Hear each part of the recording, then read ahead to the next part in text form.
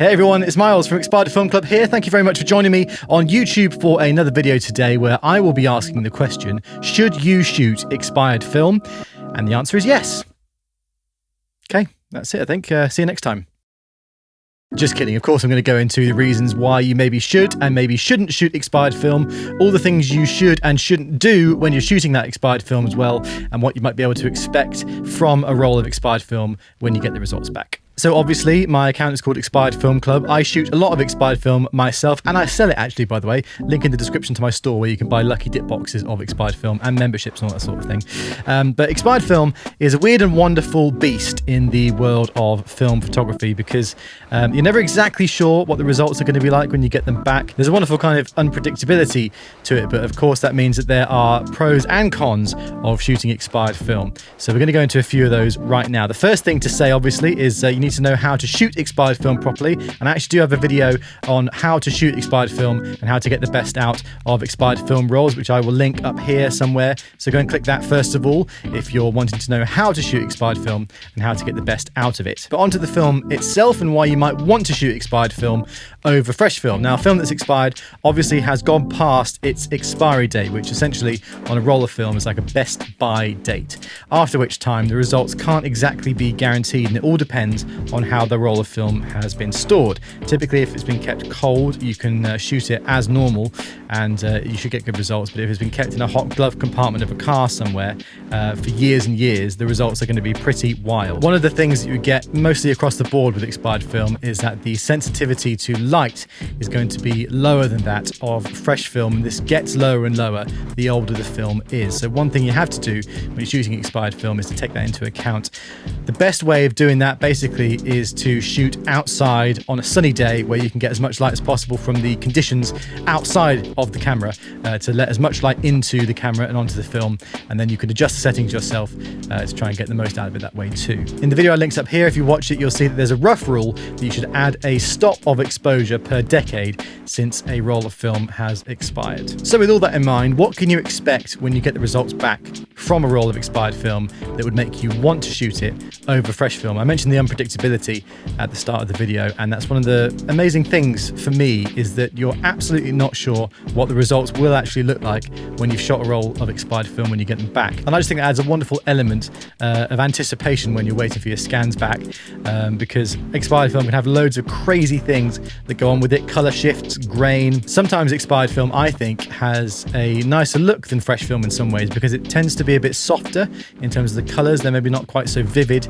so you can get that real vintage old school look that's basically like a filter built in to the film, which I absolutely love. The best way I think for me to demonstrate this is basically to go out and shoot some rolls of expired film and show you the results of those rolls of film. So earlier today I took 3 rolls of film out that were all at the same ISO at box speed, which I have right here. The first one was a roll of Lucky Color Super 100, the second was a roll of Perut Primera 100, and the third was some Agfacolor HDC 100 film. Now obviously all of these at their box speed were rated at the same ISO, so what I did is I just basically set the camera's ISO to 50 for all 3 rolls and shot them in the exact same scenarios with the exact same settings, with the exact same camera and the exact same lens, so that you can see the difference between the 3 rolls of film and how different each one might come back, and how best to demonstrate the sort of inconsistencies between rolls of expired film. So let's jump to previous me, where I'm loading these rolls of film and I'll show you the situation I shot them in, and then we can compare and contrast the results between the 3 of them and explain why some of those might be different to the others.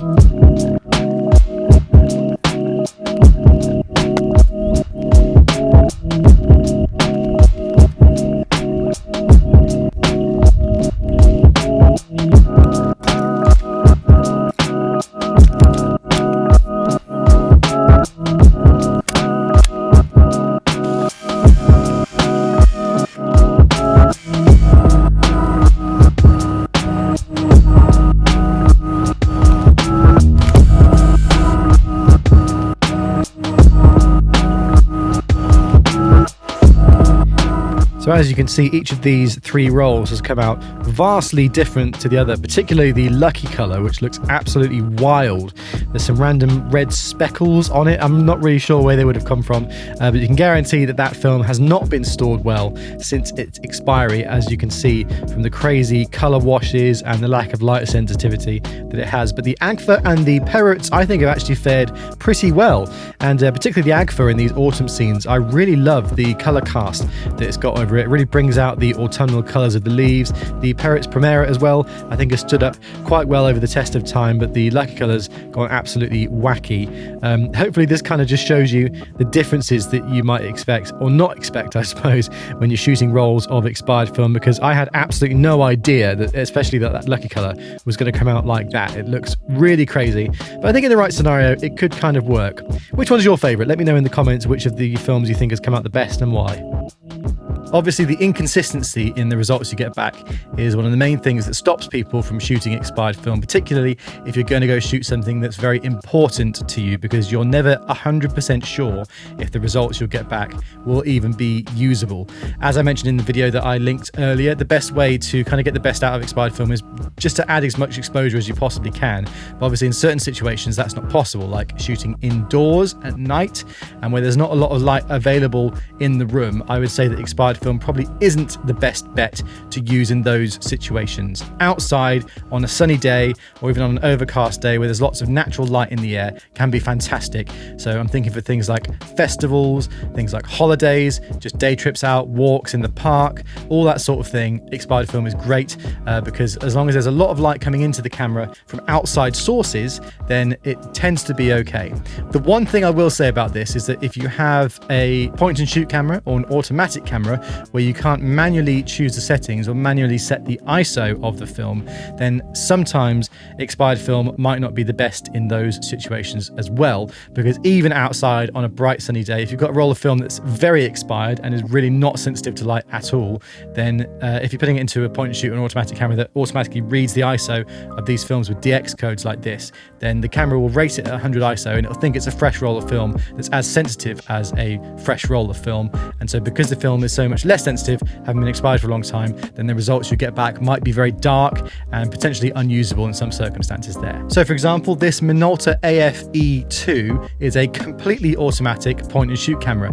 You can't change the ISO of the film at all. You can't alter any of the shutter speed settings or the aperture, or even turn the flash on or off. It literally does everything for you. And so the only time I'd maybe recommend using expired film with a camera like this is outside on a sunny day, like I've mentioned before, just so that you can make sure you've got a lot of light coming in, or if you're at something like a party where you're going to be very close to your subject, which in this instance would be people, and the flash on the camera can kind of fill that space with enough light.